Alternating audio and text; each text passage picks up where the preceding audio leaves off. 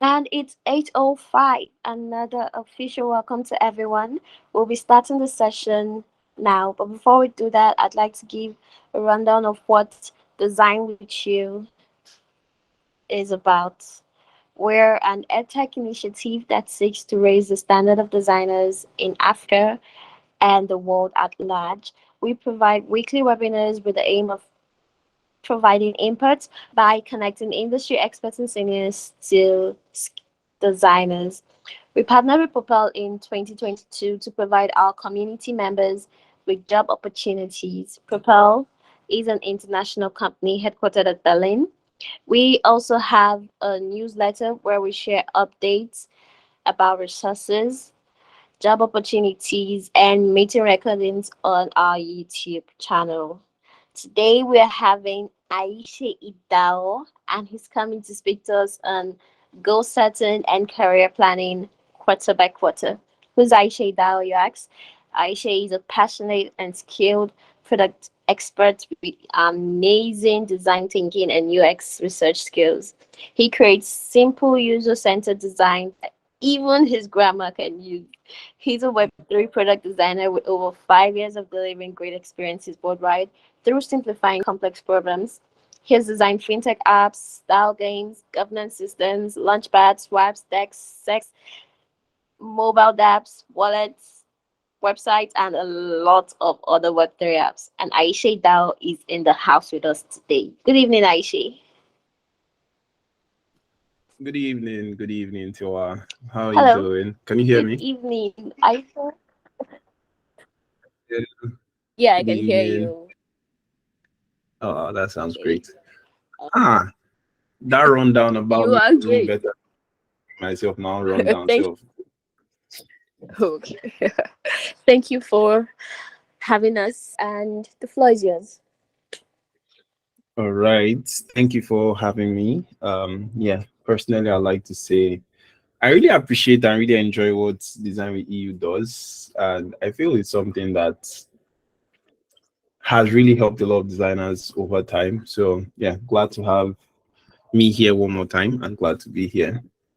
So I'll be Thank sharing my screen. Um, I made a very quick presentation, and that was because I knew EU was going to kill me if I had nothing to present. So I was going to present my screen and we'll just have a little chit chat. So since this is a career plan, career talk, I decided to just introduce myself a little bit. But I think you've already basically done justice. But just on a little rupture, who is basically Aise? Who is this man or this shinobi disguising as a product designer? Now, now, um, I currently work at Ballast as a creative director. Now, I kind of started off my career path roughly let's say 6 years ago now, going 7 years actually. But it was more tilted towards the front end aspect. So I think I tried on that a bit until I decided to switch over a bit in the whole career development, career switching, and moved on to design. And I think I've been on the design space now for roughly about 4 years. So trying to push pixels. And this has been one that, or within that same path, I've worked for various companies, more gigs and projects than really companies, because I personally don't like jumping around too much.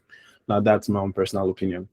But in terms of companies full time, I think I've touched grounds on places like Bento, Kufuta, Fanbase, Arc, Daba. Oh, I think I've skipped. Yeah.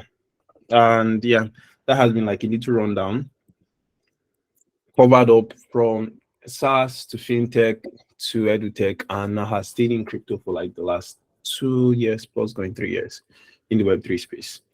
So yeah, my vibe in one view, I don't like stress. I honestly don't like stress. So this is me basically every day. Like I'm just chilling. The whole no energy, negative energy out of my sight.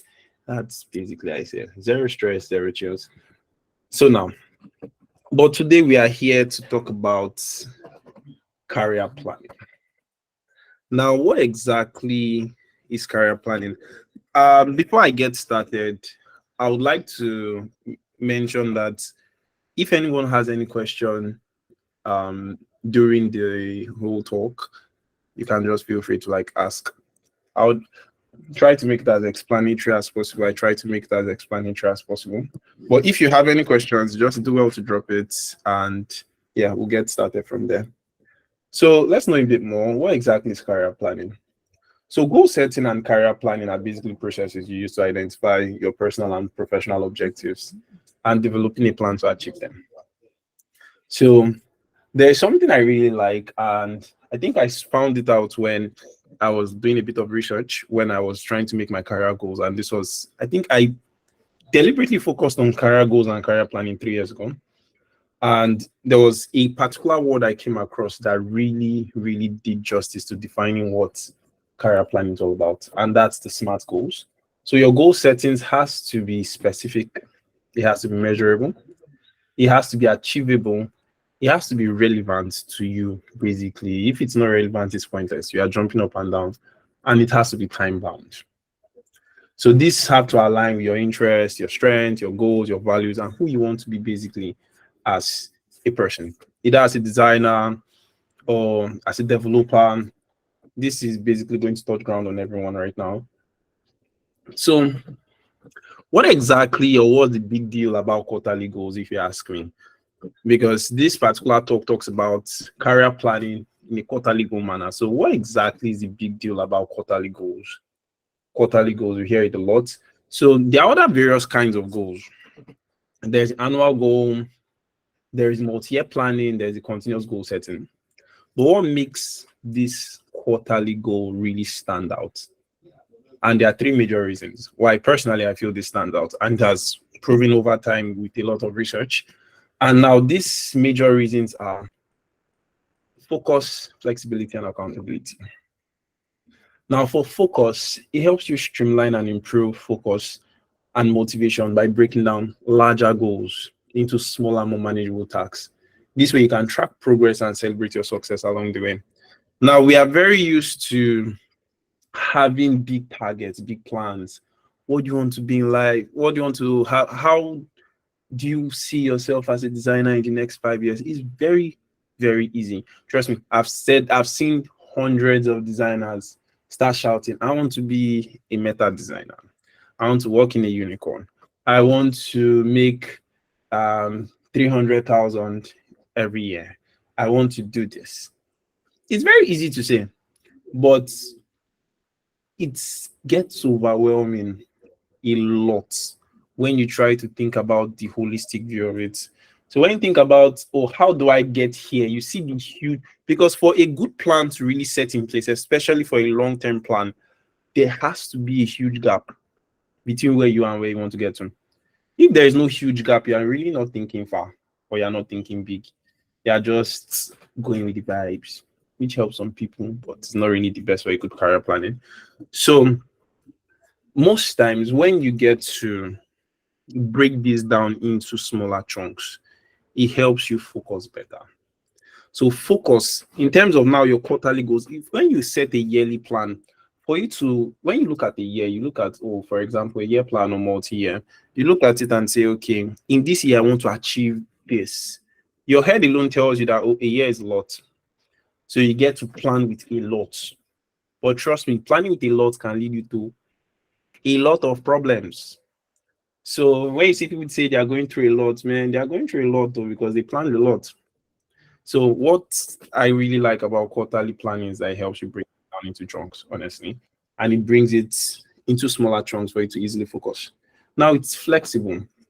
You can easily adjust and prioritize based on how your personal life changes, how your professional life changes, because it's every quarter. So you know, okay, between now and let's say March, you get to adjust things, maybe see how you make progress, you get to just make one or two touches.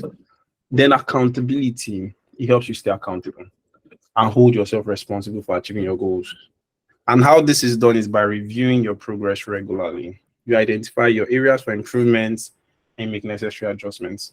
That's because you have a not that short of a time, but at the same time, it's still short for you to be able to break your things into smaller chunks and for you to be able to make necessary reviews that would really help you actually move forward. Now, why should I really care? Basically, what's my own insight for this ones? The common question of how does this affect me? Why should I even be bothered? Would continuously be one that lingers over the minds of creatives. Why should I care about setting goals? Can't I just pick up my course and decide to just be learning? It's easy now. I know for me to learn how to be, for me to become a good product designer, I have to learn. I have to pick up my courses and read. That's all I need now. So, what's my own inside of these things? All right, let's know what our own inside. Now, the downsides of not having a good career plan. The first thing is you lack direction.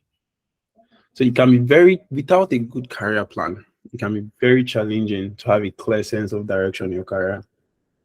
You may feel lost or unsure about your career path, which can lead to lack of motivation and progress. This happens a lot with a lot of creatives, myself inclusive, when I wasn't planning. Another thing that happens when you don't have a clear career plan is you may not recognize opportunities that align with your career goals and you fail to take advantage of them due to lack of direction. Another, and this happens a lot, is procrastination. So without clear goals and plans, it's very easy for you to procrastinate on important tasks that will help your growth. So you don't necessarily even have a plan. So when you see things that you are meant to do, that same course that you said is not just to take a course. Yes, it's just to take a course, but because there is no roadmap for you, there is no plan. I'll do it tomorrow. I'll start next week. I'll start 2 weeks time. I didn't really have time today. Maybe I'll try it again next week. Today was long. Oh man. Okay. I'll start on Monday. You keep procrastinating because there is no level of accountability. Remember, like we talked about, you have limited growth. You may not have clear idea of the skills and experience you will need to actually develop to progress in your career because you have no plan. This can limit your professional growth and lead to stagnation in your career. And we have the last but not the least, stress and anxiety. Without clear goals and a plan, you may feel overwhelmed and stressed out by your career prospects, by what you want to achieve. This can lead to anxiety and sense of helplessness. So now, what are the upsides? The upsides are clarity. Goal setting provides clarity on what you want to achieve in your career and helps you identify the steps you need to take. It also helps you stay focused and motivated. You have a plan. You know what you are trying to do. It might be difficult, but you have a plan. You know where you're heading to. That sense of focus, like how did they used to say it? How the Burna Boy say it? When you surround your head like Ushukpa, it's on your head. Sorry, I don't know how to speak Yoruba, so anything I say that doesn't make sense, on an vex. Also, it gives you some certain level of motivation. By breaking down your long-term goals now into smaller chunks, smaller achievable chunks, you can see progress and feel motivated to keep working. Oh yeah, you see that. Oh, today you wanted to do this, or this is what you want to do this month, or this is what you want to do this quarter. No problem. You've broken it down. It's easy for you to focus on that, achieve that, and move forward. And you know that once you've achieved that, it's easy for you to reiterate probably on the path you missed out on. And the energy to keep going. When one thing that drives humans, especially creatives, is the feeling of success or the feeling of having your to-dos checked out. The moment you start, let's say for example, you are designing a dashboard screen, there is this frustration you get when nothing has been done. The canvas is still blank. But once you've designed that screen, the way you sleep there, you sleep very well. Not because you finished the full app or the full product, or just that screen you designed, you feel very good. So that certain level, just that little success, it keeps you motivated. You want to wake up the next morning to continue designing that product. That's what a good career plan does for you, especially when you start breaking things down into chunks and actually keep into it. It keeps you motivated. It gives you improved performance because by setting measurable goals, you can track your progress. You can identify areas you need to improve on. This helps you focus on your strengths and weaknesses. Like I said, a good career plan, especially why the quarterly career plan actually works, is that there is room for reflection, there's room for improvement, there's room for feedback and iteration. You might not have the best, you had a good plan, but maybe you didn't have the best execution. Because you are not having to wait for the next maybe 2 years or 1 year to be able to make that reflection or review on what you have done, on how you've achieved them. There is a measurable sense of achievement and there is quick feedback and iteration. You have time management. Career planning helps you manage your time effectively, ensuring that you allocate your time and resources to the most critical tasks. Better decision making. You can identify opportunities that align with your goals and make informed decisions that help you achieve them. This affects, for example, personally, it affected me a lot, and it affects a lot of designers. And I usually tell them one thing, especially a lot of designers that come in. I tell them that you see a designer now because he has maybe very little career plan or very little, very poorly planned career path. He gets to want to learn everything. I personally don't believe in learning everything at once. You get to see one, I've spoken to a lot. You get to see a designer now. What are you doing? I'm learning motion design. You basically just started learning product design, let's say 2 months ago. Now I'm learning motion. At the same time, he's downloading courses to learn 3D. Then he's learning interaction design. Then he's learning webflow. Then he's learning iconography. Then he's learning front end. Yo, you are just jumping up and down like little frog. It happens. Like I see them do it a lot. Like small tadpole. I'm moving from here to here, from here. You will do that jumping down for years. You won't achieve anything useful. You'll just be that designer that, oh, I've touched here and here and here and here and here. But you get to notice that you see that career growth, that good growth curve you wanted, you might not achieve it. Some people might be lucky and achieve it. Yes, exceptions happen. But a lot of times you get to have very stunted growth. Those decisions you were taking out of feelings or out of as anyway bellyfish would make you actually miss out on a growth plan that you actually want to actually have in your career. So you get to make better decisions. You say, okay, this year what I want is 3D and motion. Maybe Q1, this is what I want to do with motion. Q2, I want to learn more on UI animation. Q1, I want to learn more on maybe video animation. You are setting a target for yourself. You make good decisions even for the courses you want to take, even for the kind of people you want to connect with, even for the kind of tasks or gigs you want to take up. It helps you streamline your focus. You have a professional growth. Career planning helps you identify new skills and experiences that you need to develop and achieve a long-term career vision. So, for example, I might say my next, I think there was a time where I wanted one of my career paths was to become a very solid interaction designer. Everybody was doing visual design, everybody was doing motion design. I was the temptation to do anyway belly fish right now, especially when your guys are doing it, was very high. But what happened? I was like, okay, no problem. Everybody's doing that on Abi. Oh yeah, now I'll do the one I can do and the one I want to do. Now, what this did for me was I started checking out what I needed to do in order to become a better interaction designer. Skills I needed to learn, things I needed to improve on. I started seeing myself improving on things like my visual design. I started seeing improving myself on iconography, component interaction. I started finding myself delving into little tools like After Effects.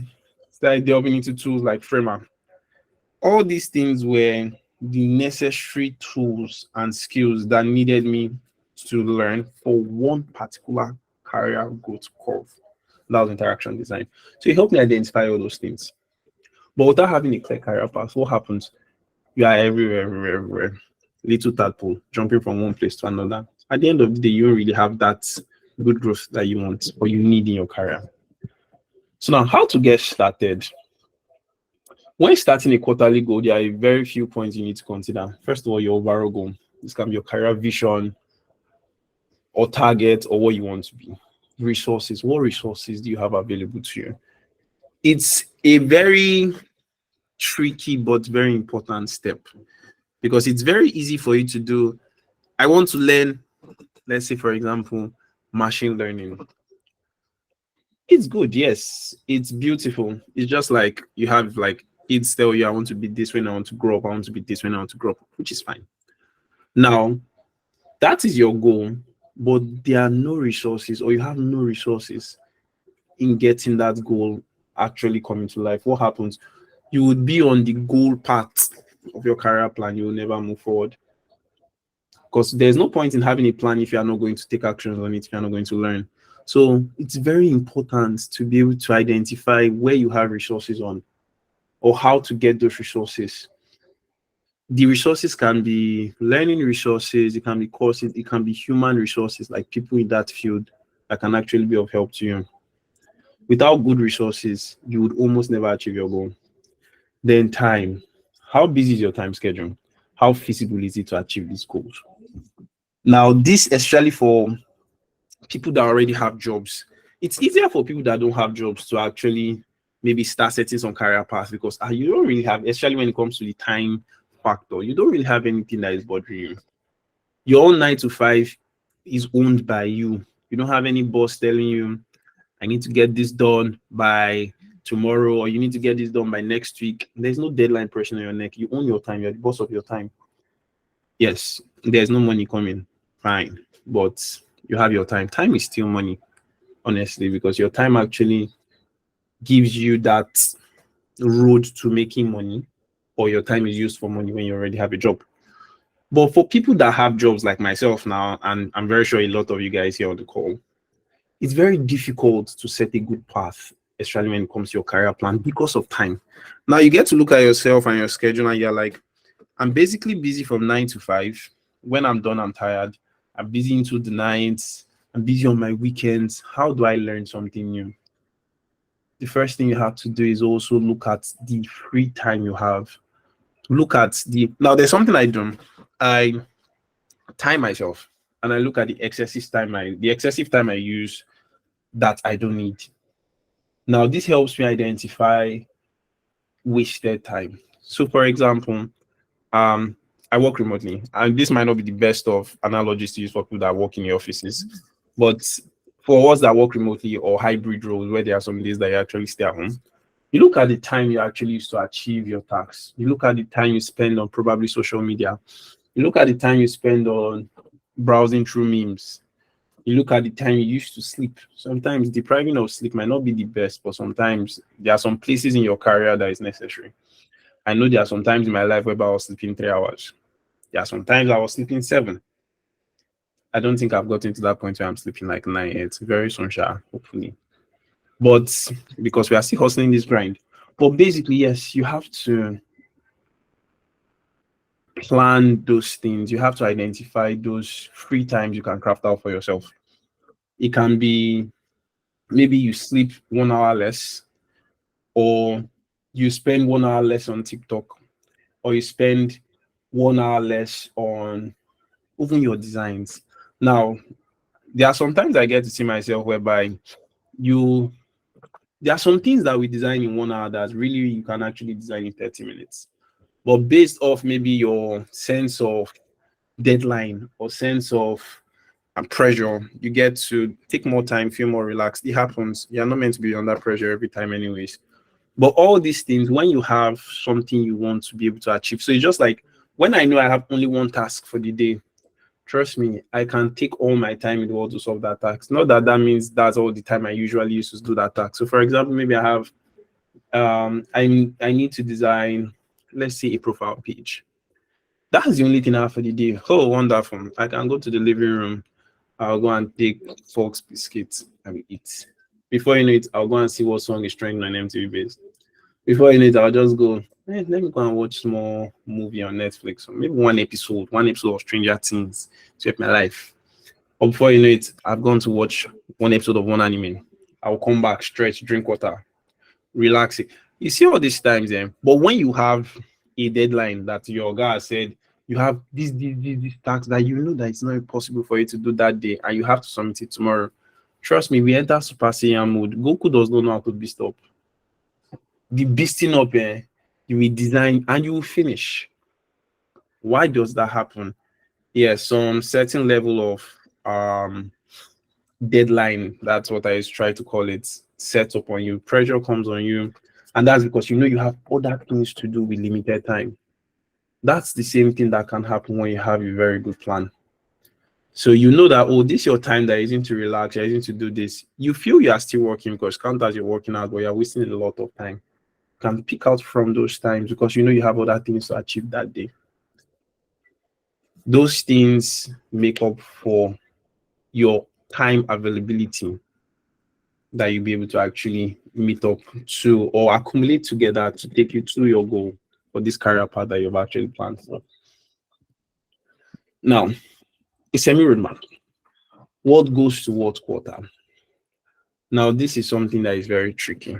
How do I know what to actually set for one quarter? How do I know what to set for another quarter? How do I know what to set for the next quarter? Now, I will give you a little tip, little teaser. Now, one thing I try to do, especially or advise people to do, especially for beginners or people that have never set a career goal plan before, is work with 4 quarters. Now, the 4 quarters for the first quarter can be more of a planning stage. This first quarter, you're actually planning what you want to do, the goals, the visions you have, what you want to achieve. The second quarter can be more of, let's say, for example, you after achieving and identifying those things you want to achieve, you want to do, probably, oh, there are some things, skills you need to learn for those deliverables or for those milestones you want to achieve. You learn them. You can pick one skill at a time. Picking two might be a bit tricky, especially when you actually need good focus. You can pick one skill. The third quarter can be more of picking on that skill and networking. So, for example, you want to learn motion design, which is fine. You want to become a better interaction designer. You've picked After Effects in Q2. Q3, you can actually decide to now implement what you've learned because there is nothing better than learning and practice. You can decide to practice. Oh, in Q3, I want to post 30 designs, 30 animations. I want to post maybe one animation a week. I want to connect with people that are into the animation space. I want to learn more from them. I want to engage more with those contents. That's already networking. Now, you are showing proof of work, you're networking at the same time. It gives you some certain level of accountability. You are growing, you are moving. Q4, you can say, oh, Q4 is more of your reflection quarter. You get to identify all the things you've learned. You get to see what you've done, what you've achieved. And you can actually get to pick a new skill as well too. Now remember, for the first set of skills you've already learned, you've practiced. Now you have free time on your hands to start another skill, but at the same time you're reflecting on the previous ones that you've done. It's a good roadmap. It's not too choked, it's not feasible, and it covers all the do's and don'ts you actually need as a designer in order to learn a new skill. Yeah, good. So that's just one of them, anyways. So I just gave like some little teasers. So, for example, for entry level designers, what are like some guides that you might need? So these are like guides that cover us from virtually almost all levels of design. You first of all develop a strong understanding of design principles. You seek out feedback from senior designers and managers. You identify specific areas of interest within the product design, like user experience, product research, and the likes that you want to focus on. You set goals for yourself, seeking out mentorships and learning opportunities. You consider pursuing maybe extra training or learning some new softwares. This is already a good plan and good guide for an entry level designer. So, for example, for a mid level designer, you set goals for advancing to, let's say, senior product levels. You seek out opportunities to lead design projects or to mentor junior designers. You develop a strong understanding of business and marketing principles to understand the needs of stakeholders better. You identify areas for skill development, such as data analysis, maybe product management, that will actually help you in leadership roles. You build strong network of design professionals to gain exposure to new ideas and best practices. This can actually help you as a mid-level designer. Let's say you're a senior designer, you develop strong leadership. Now you get to see the connections that from the more senior levels, you get to have very strong level of leadership. and mentorship skills to help manage teams. Now you are more in charge of people and not just projects. You set goals for advancing into higher roles like design manager or design director. You stay up to date on industries, you develop on that product development cycle and the likes. Learning never stops, so you continue learning, picking up projects, picking up certificates, and you're good. Now, when you've advanced past senior levels a bit, and this is the reason why I don't like calling myself creative director, because a creative director, by all means, is meant to be above a senior product designer. And man, I beg, woof, personally, I don't think I want that kind of pressure on myself yet. But still, when you've gotten above senior level, what happens? You get to set maybe plans for yourself, like develop strong understanding of the business. These are the things you do to actually become better in this space. You get to learn more about marketing, learn more about your unique niche or market opportunity, learn through product market research, you learn to build teams, continue testing and refining of your products. So these are like various touch points you can identify in case you're asking, what do I need to learn? What do I need to do? These are like the core foundations of what you need to identify in order to like properly learn and grow. Then once you've identified this, like I said, once you've identified, then you can now know what skill or what course or what person that you need to do or you need to take in order to achieve this set of goals that you want to actually achieve for your various levels. Now, what are the types of people that can actually help you in your career planning? So, number one is your mentors. Who are mentors? They are kings of insight and guidance. They get to give you insights on, probably what you want to learn, things to do, things to grow on. They get to guide you. Your colleagues at work, especially, these are kings of reviews and opportunities within your current organization. They get to review your work, especially for those that are above you in your current place of work. They get to review your work. They get to tell you your strengths. They get to also tell you, these are the places you can leverage on in your industry. These are things maybe you can try and touch here, you can do here that will actually help you out. Career coaches, these are kings of grooming. So career coaches are, some of us might be looking at it that career coaches maybe might be a bit out of our budget, which is fine, but they are very helpful. I think I have a career coach. Her name is Mary. Now, what she does is at every given point, we get to discuss. So I said, what do you want to do? Where are you now? What are you trying to do? So far, so good. What have been your strengths? What have been your weaknesses? They get to spot out things that you don't see because that's their job, really. Their job is to actually spot out things that you might not notice because you are busy in the war front. It's just like the coach and the footballers. They are busy playing. He doesn't really spot out his weaknesses. He's there for the career coach to actually spot out by your subsequent goals and how you've been able to achieve them. So we'll talk more on career coaching maybe another time, but you can actually find a lot of them, and they're not that difficult to actually get a hold on. Then, lastly, your friends and family. See, at every given point in time, there are times where you just want to get tired. There are times where you just want to give up. There are times where, in fact, if you don't feel this design game is for you anymore, you're not interested. Nobody can motivate you better than your friends, good friends around you. They get to keep you going. They get to keep you pushing. Your family that believe in you. You see that extra. Sometimes what you just need in order to achieve a particular milestone is just someone that believes in you. Yeah, we get the fact that you can believe in yourself too, which is fine. But when you have just one person that believes in you, there's that extra ginger that comes. So these four people are different people that can really help your career path, and they actually meet the different needs. Well, now let's break this down into personas. We are designers, so let's get to say hi to some of our personas. So say hi to Max.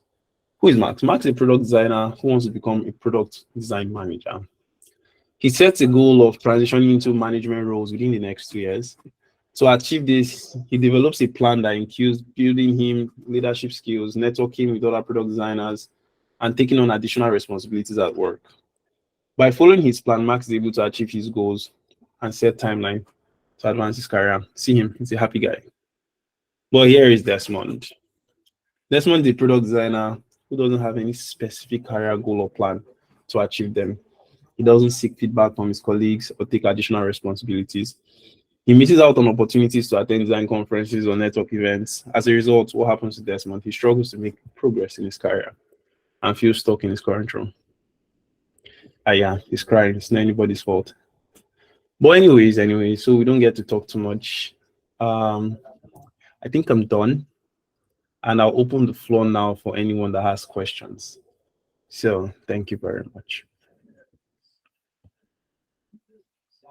Thank you so much, Aisha. If you have questions, please raise your hands and we'll go from there.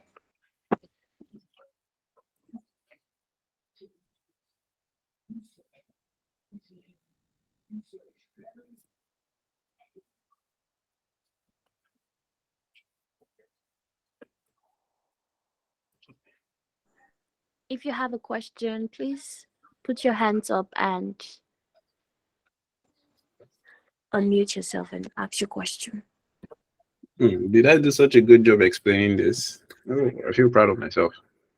Round of applause for me.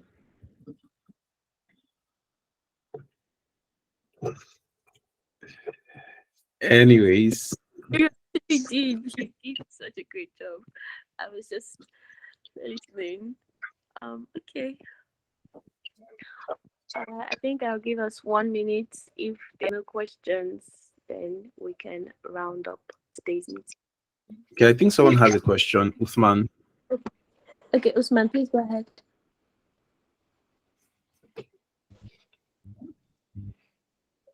Hello, can anyone hear me? Yeah, Yes, we hello, Chief. I can. can hear you loud. Yeah, thank you so much for the presentation, and I'm so grateful for EU team for bringing you to present to us. Thank you so much. So my question is, I don't know, maybe uh, there's someone struggling with uh, the plan that he set out himself, and achieving those plans are very difficult for him. So I don't know if there is any kind of way to to push him so that he will be able to achieve those goals that he set out himself. So I don't know. Maybe you can. There are Okay. words of advice for that. Yes, thank you. Okay, thank you. That's a very, very interesting question, honestly, and a very important one because this happens to virtually everybody. Now, when I was talking in the presentation, I spoke about the three things that you actually need to pay attention to when setting up a good plan. And one of them, the three of them basically, one deals in your goal that you want to actually set for yourself. The second one is the resources you have access to, while the last is time. Now, this is where the beauty of quarterly goals come in. Now, first of all, for you to be able to embark on a career plan or on a career growth goal, you need to be ready. Because there's one thing about setting a plan, and there's another thing about the willingness to do it. You can put in your head, I want to do this plan. I've seen it happens to even everything. I want to start this business. I want to read this book. A plan is very easy to make up, but finish the determination to actually see it through is the first thing that we need to be able to imbibe in ourselves. So the first thing is, are you willing to see this through? Now, after you've been able to imbibe in yourself the willingness to see this through, what's the next and the most important thing? Check your time availability. Now, sometimes when you actually set up a plan and you are not able to achieve it and you feel bad, remember that you must not be perfect at the first try. Sometimes probably you did your best and you were not able to meet up that target. It's fine. The number one goal should be the willingness to give your best. And now this is where the quick review of the quarterly goal comes in. So if, for example, In Q1, you wanted to, let's say, learn this. Let's say you wanted to learn 3D. Now, you made sure that you were willing to actually embark on this career growth curve. You checked your available time and you're able to say, oh, maybe I was going to be able to give maybe 5 hours every day, maybe 1 hour before every bed, before I go to bed, you can do this, or maybe weekends. You've already checked out all the available schedules you have, and you're able to say, okay, I want to do this. Now, you actually saw it through. Consistency sometimes is not about having your highs every day. You're able to achieve this today, tomorrow you achieve this. No, not really. Sometimes consistency a lot is just about deciding that you're going to do it. The first, maybe some days you might do a lot, your energy is high. Some days you might do so little. But the fact that you told yourself that you see this plan that I have, even though I don't really meet up, I'll just maybe I just open Figma. I might not do anything that day, but you just open Figma. You know you are giving it your best shot. Energy will just low that day. It's fine. Sometimes you don't have that much energy. Our energy is not consistent. Sometimes maybe it's malaria than vacuum. It's fine. But you just know, oh, you actually give your best shot. Now, what do you do? Probably it's not even about the time availability. Maybe it's about motivation. All these things are things that you now get to reflect on at the end of the quarter. So I wanted to achieve this. This is what I was able to achieve. Was this the target I set for myself? No. What happened? What would have made me achieve this better? Probably if I'd had more time. Could I have been able to create more time for myself? Did I properly utilize the time I wanted to? If yes, then maybe the goal was a bit too high. Then you can reduce it a bit. Nobody really says you must. How did they say it again? It's not Rome was not built in one day. Sometimes maybe the expectations you put on yourself was a bit too much, which is fine. And sometimes if you put too much expectations on yourself, it has more damage than good because you might think, oh, I want to achieve this. Let me just load myself. But you can overload yourself and kill your motivation with your hand. And at the end of the day, you feel depressed, and the zeal to actually move forward will not be there because you get to think that, oh, you cannot achieve things or you're not good enough. But that was just because you overloaded yourself. Sometimes reflect on it. Oh, I used my time. I was diligent to it. Sometimes I know I had some low days and some high days, but still, this was what I was able to achieve. You can reduce probably the expectations. Maybe, oh, instead of 3D, you can learn maybe character modeling, and that's fine. Then also, oh, maybe you lost motivation. What happened? You can always have people to talk to. Maybe you just needed to be motivated better. You can have an accountability pattern and say, oh, maybe this person, I want to be talking to this person every day. I want someone that will be checking up on me and it's properly fine. So there are different things. It comes with reflection. So you always have to reflect on what you were able to achieve. Why were you not able to achieve it? And even the months or the quarters you achieved them, reflect. I achieved a lot this quarter. I won't had more time. What did I do differently? Identify them and put them into the next planning stage. I hope that answered your question. Yes, it does. Hmm. Most especially the reflection part. Yes, it actually does. Thanks so much. Awesome. Awesome. It's a pleasure, Chief. All right. I think another person has a question. Tim Dio. Good evening, Good evening. everyone. Yeah, I've spoken to Aisha before on ADP list. It's just nice talking to you here again. Nice. I do know. Nice one, Chief. How are you doing now? I'm good, oh, I'm very good. I just want to ask something. Like, there's this stuff that is going around in Twitter design space here that Mm. everybody's trying to learn Webflow. I don't know. I don't really leave those fancy. I'm in a dilemma of learning this animation stuff or Webflow, but I just feel like I was asking a colleague of mine was saying that what is like the value proposition of learning Webflow. I was like, or animation rather. I was like, I just like animations. I just want to learn it. He said there's no money in it. That I just focus on Webflow. I don't know. Like, what's your take on this whole issue on ground? Okay. All right. So the first question is, and that's why I always relate it back to the the curve that I usually set for myself when setting up a new career plan. and that is, what is the purpose and the vision of you actually setting up a career plan? Before your resources, before your time, what is the purpose? What is the aim? Now, is the aim to achieve money or to get money? The first thing I will tell you, if your aim is to get money, then you are embarking on the wrong path already by default. And I'll give you one reason why. Now, a lot of designers will tell you, "Oh, the goal why they enter product design is to get money." It's fine. I'm very comfortable with it all.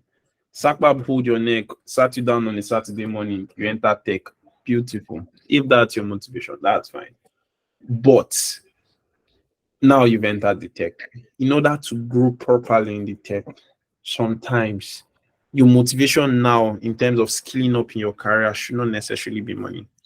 Reason being that in whatever you now do in that path, let's say for example, we'll talk as product designers. In product design that you're already, whatever you decide to do, there's going to be money.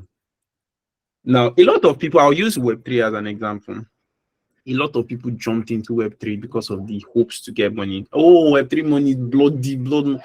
The truth is that Web3 just had more opportunities as at then, because it's a curve. When there's more investment in a particular sector by investors, there are more products, there are more startups to actually be built. When there are more startups, there are more job openings. When there are more job openings and demand is high, supply is less, price increases. It's natural economics. So it happened. But now, what happened to a lot of people that jumped in? Now that blockchain, web, the crypto market is having issues, less investors are here. Companies are actually coming up less and less every day. Jobs have reduced, layoffs are more. What happened? People have moved because your direction was more because of cash. Now, I'm not saying it's a wrong path, but sometimes it should not be the first thing in your mind. Reason being that there's money everywhere. Now, it can balance out probably later in your career path, but you can quote me anywhere. A designer, a senior product designer in Web3, and a senior product designer in, let's say, the SaaS space will get the same salary. I've seen it happen a lot. Like I know plenty, like a friend of mine, Collins. Collins has never designed anything Web3 in his life. Collins is more into SaaS. Collins basically receives like the same salary I receive, if not even more. I don't know that boy. I'm suspecting him. There are some designers that are in social media. I know a particular designer in social media. He's balling. There are some design. Oh, social media, for example, Meta. Meta is a social media platform. I don't even think any Web3 company will pay you as much as what Meta is going to pay you right now. So it really depends. The goal is to be good at what you are doing. Now, that should be your first and foremost goal. So if you are going to be an interaction designer, trust me, there are positions where they are employed just you for your interaction design skill. But it's only the best of the best they employed. Now, the disadvantage is that now there are advantages and disadvantages on both sides. I'll be as transparent as possible. So the advantage on, let's say, rushing to where there's money is that you must not necessarily be very good before you get something. Because demand is high, so carry anybody. It's just like when you're playing football and they need 11 players to complete on the other side when we're in primary school, and they'll just start picking everybody. Who the O2 in the class, we see shit because people did not come to school that day, and it's fine. So demand is more, so there are more opportunities. But when you are very good at what you are doing, let's say for example, you're a very good interaction designer, no matter where you are, you'll see opportunities. And now you can be a professional at that niche and even charge more as another advantage. So the first thing should be, what is your career goal? What do you want to achieve? I want to be this. And why do we want to be this? Because it takes you a step further in being so and so kind of product designer you want to be. You can only be a product designer like the mentor that you have, and it's fine. So once that is set in place, that should guide you in setting or what skill you need to learn.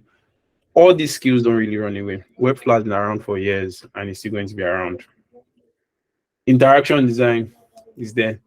I think this year, maybe because of the contact list that I have, I know like 8 people right now that are doing 100 days of interaction design. And it's fine. If that's what they want, it's fine. Some people are doing it because of copy share. Oh, maybe you saw this person doing it. Ah, mad, though, this person doing, yeah, let me say, try my own. Let me do my own. It's fine. Copy not the finish for this life.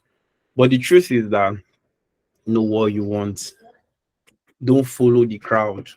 Know what you want. Because when you follow the crowd, then you will get tired. Your motivation is different from that person's motivation. Your drive is different from that person. That person has a vision. That person has a focus. Your own vision is if this person is doing this, probably work day here. You follow this person's back.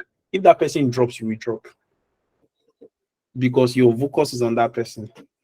Your own focus is not on your own vision. It's not your goal. Don't follow people. Sometimes use people that know road to now set your own vision. Like maybe this designer A picks you down, follow this path, and I think I like his outcome. Okay, that has inspired your own vision. Oh, Drew, follow this path. I think I like his outcome. You use their outcomes to now set your own vision, aka you use their road to set your own target, and you're fine. But don't just anyway be left face. I hope I answered your question. You did. Thank you. Anytime, Chief. So I think someone dropped the question on the hey, we're out of time. How do you measure what stage you are in your career from junior to mid? Would say it by number of years of experience. Years of experience matters, yes. I will not lie to you, but it's not everything. Now, there are some companies that will tell you straight up. I think let's say for example where I work, they will tell you junior entry level is from 0 to 1 year. Junior is from 1 year to 3 years. 3 years to 5 years is mid level. 5 years and above is senior. That's there. 5 years to 7 is senior. 7 years and above is above. But me, I'm not up to 7 years and above, but I'm already a creative director in that same company. Now, but there are other people that they hired that must meet that criteria. So, yes, they follow the years pattern squarely sometimes, but sometimes there are other things that can actually help you. And now that's identifying the skill sets that are necessary for that particular role and check the boxes. So, for example, for a mid-level role, they are expecting you to be able to have good product ownership, have good stakeholder management skills, have good communication skills. They're expecting you to have delivered so and so level of projects. They're expecting you to have maybe understanding of business initiative, understand business marketing, and for it to be very vast in, let's say, team communication. Now, these are the skill sets that really check you out to being a mid-level designer, for example. Now, maybe a mid-level designer, they need you to have 3 years, but you have to. They'll wait. You cross all the checklists, not just cross it in your mind, but can you actually show them that value of you cross that checklist? If yes, and probably your years is just maybe some months short or 1 year short, there's a possibility they'll actually take you for it. Now, there are sometimes that the years of experience, I've applied for some roles that are they no send or your years must be your years, but it's fine. But years is good. I'll tell you that years is very important. Some companies will tell you, now this is not me dragging anybody, but because you are employed as a senior product designer doesn't necessarily mean you're a senior product designer. Because some companies don't even know what it means to be a senior product designer. They just know what it means to be a solo designer, but they just want to just give names so that it will sweet, so they will attract some talent.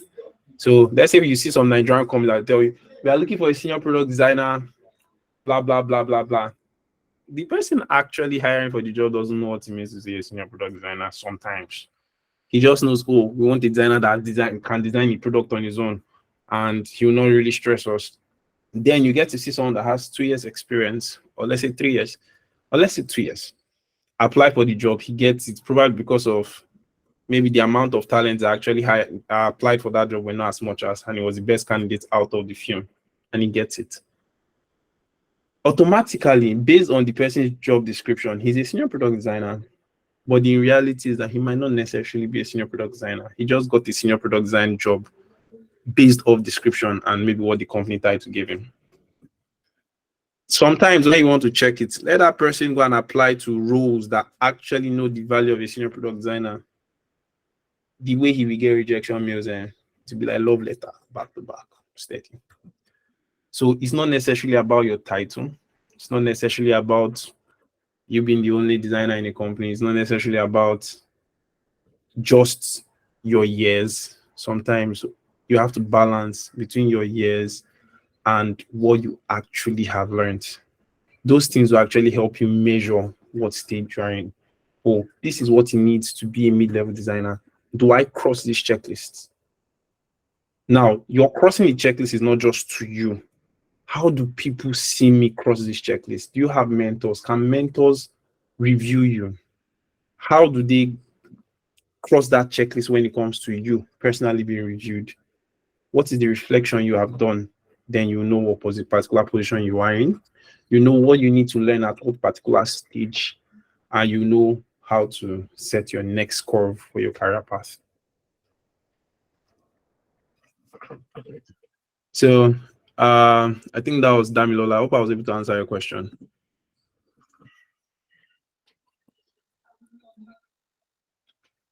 Yeah, you did. Thanks a lot.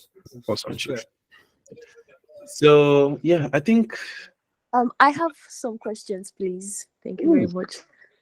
interesting. Okay, let's answer Udo Jerry. He said, "Hello, Aisha. Can a creative go from an entry level to a junior level without much experience?" Yes, you can very easily tell. Sometimes you as a creative, your experience you need for a junior level designer might not necessarily be full-time employment experience. Now, don't get me wrong. There are some things that you might never be able to learn when you are probably learning on your own or personal projects, which is fine. But things like, um, let's say team teamwork, things like effective communication and time management, you can learn it on your own. Maybe teamwork and communication might not be able to learn it on your own without a job as far experience, working experience. But for a junior level designer, if there is a rule that is stating I'm hiring a junior level designer, most times you are not coming into the company to handle the full project. Except if it's a gig, then they are not looking at you as a junior product designer, they're looking at you as a product designer.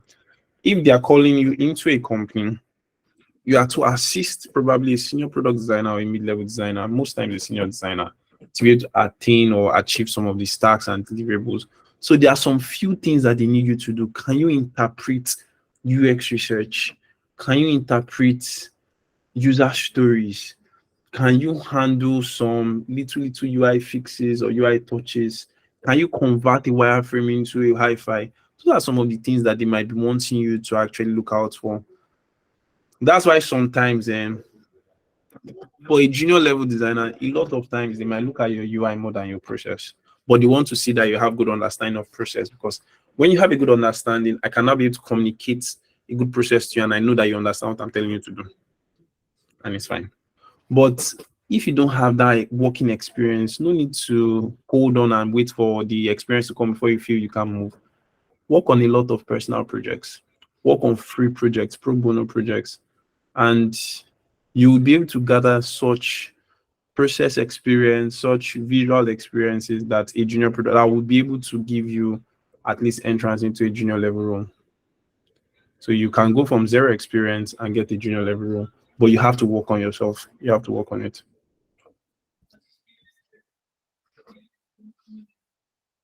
Okay, so the question is, as students, we have lots of UI designers in Nigeria who are students. How can they manage career and work and study? Okay, so students are a very interesting breed, and that's because you all are busy, and sometimes the pressure of school changes like emotion swinging like Janglova when Burna Boy was singing. So it happens a lot. Your lecturer can just tell you guys have tests next week. I have to start preparing for the test. So automatically, I remember when I was a student, my time availability during the normal school session and exam period, they are two different things. 24 hours is not the same thing then. Because during the normal school, I can go to sports complex and play basketball. We can go to hall 3, hall 2, and go and be scoping. No, no, no. We're going to scope, yes. We are good children. Or you have enough time on your hands, but you are still in school. But when it's exam period, enter beast mode. Nobody should even talk to you. Just you go to night class by as early as 9 o'clock in the morning. You leave night class by 9 p.m. in the night.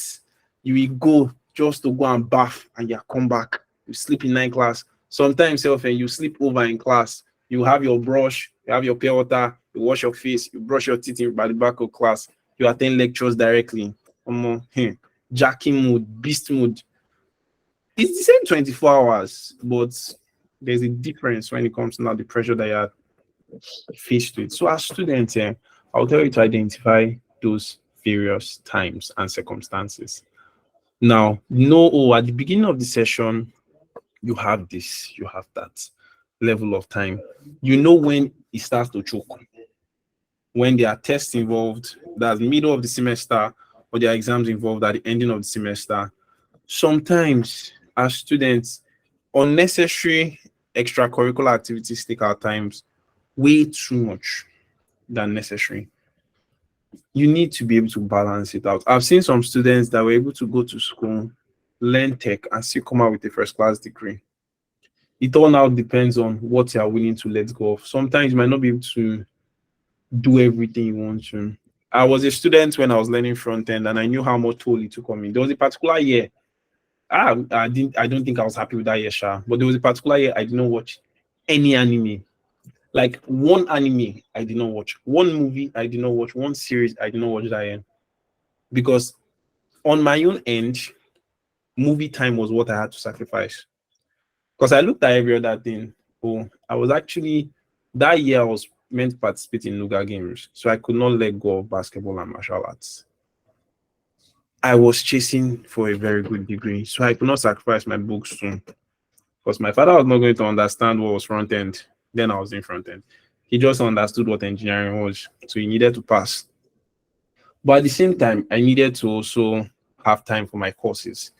So movies was the thing I had to sacrifice. So you need to look at those extracurricular activities that might make you, that you can let go of, that might create some time for you. And most importantly, sometimes when you have a job, sometimes we the fear that, okay, I'm a student. So if I tell them I'm a student when I'm applying for a job, they might not give me the job and the rest. There are two things that does for you. You will get the job and you can lose it because there are sometimes you will not be able to deliver on time or as well as you're not meant to deliver. And now the other things that, you're incompetent or you're no longer as serious as it's a problem. So two things then. Now you might be scared of, if you tell them within the job process, you might actually lose the job. It's fine. When you get the job, when you work for a little while, tell them, I'm a student. In fact, often the best time to tell them is before you get the job, honestly. If that job doesn't come, there are other ones for you. Let them know that you're a student. What that does is, there are some times that maybe when you have lectures, you can tell them that, you'll be having lectures. They understand that you might not be available.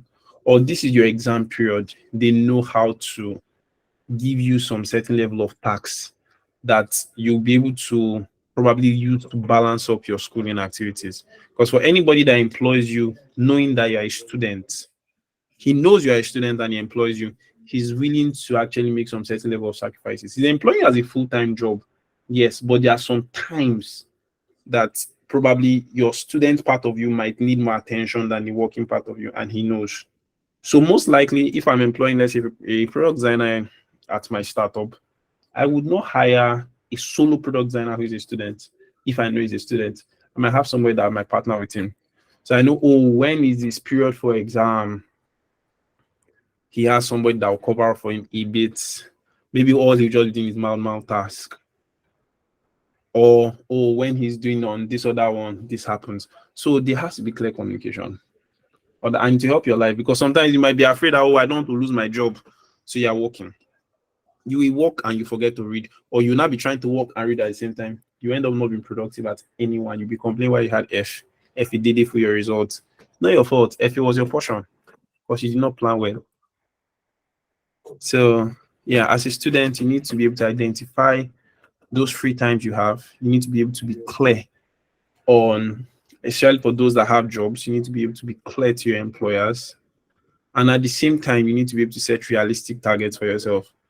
The target that a graduate that also has a full-time job might have might not be the same you have as a student. It doesn't make you less of a designer or less of a dev. It just means your time availability is less. It's sad, it's a sad reality, but yes, you have to also be able to account for things that you can let go of. So maybe he can be able to watch movies and play game. You might let go of that a bit if you are really trying to balance things out. All right. So that's about it for me on that question. I hope I was able to answer it.